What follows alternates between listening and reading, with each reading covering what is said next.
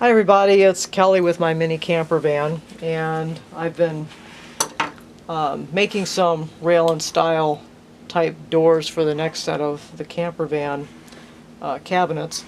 And this is the first time I've used this setup, so I made a couple of mistakes, but I'd like to share the mistakes with you.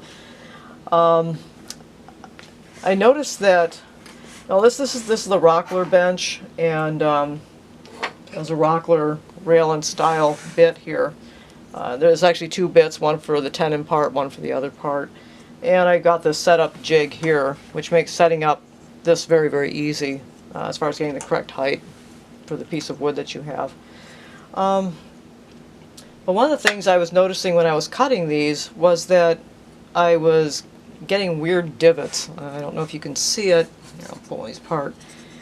I'm not sure how much of this you can see, but there's kind of a little divot right here.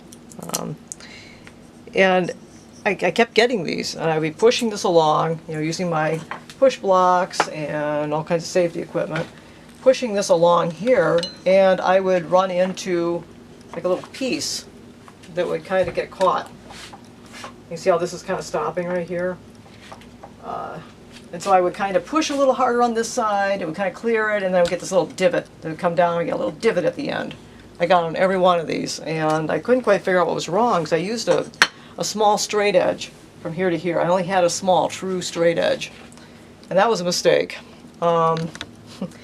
Because now when I look at the setup, I went out and just bought this nice machinist square.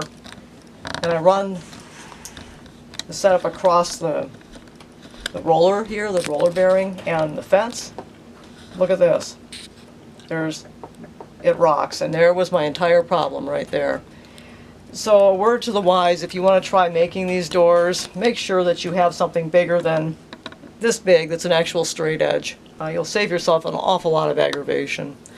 And one other thing that I found out was that when I was cutting the end grain here, you have different bit set up so you can cut the end grain so you can get these pieces here, is on my coping sled I was using a piece of really soft pine against the walnut. And I finished talking to some guys at the local wood store, and I noticed when I made practice cuts with a piece of pine against, so it's pine and pine, it worked out just fine. But as soon as I set up like this, set up my sled, and started running it through, I would get this little blowout thing at the end there too. Now you got to realize the material here is going to be really kind of a little bit weak anyway because it's the end. But what he recommended to me was getting two pieces of walnut and the same thickness of material. The fellow at the store told me he was having the same kind of a problem for a while when he would use a soft piece of waste wood because it's cheaper, and then he would end up with blowouts like I was doing. He said it cut it down substantially when he went to the same type of wood.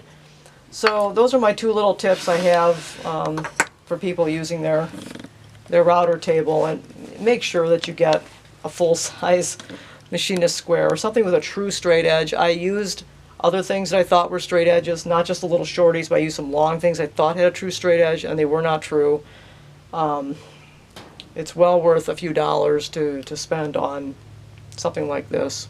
It'll save you a lot of aggravation. And that's my tip for the day.